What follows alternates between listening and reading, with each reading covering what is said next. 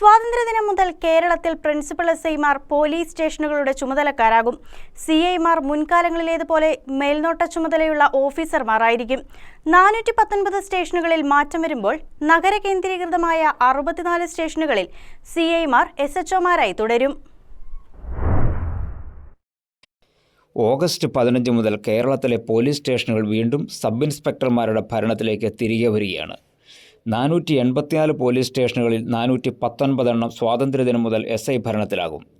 നഗര കേന്ദ്രീകൃതവും തന്ത്രപ്രധാനവുമായ 64 സ്റ്റേഷനുകൾ CIമാരുടെ ഭരണത്തിൽ തുടരും. മുല്ലപ്പെരിയാർ സ്റ്റേഷൻ മാത്രം DYSPയുടെ നേരിട്ടുള്ള നിയന്ത്രണത്തിലായിരിക്കും.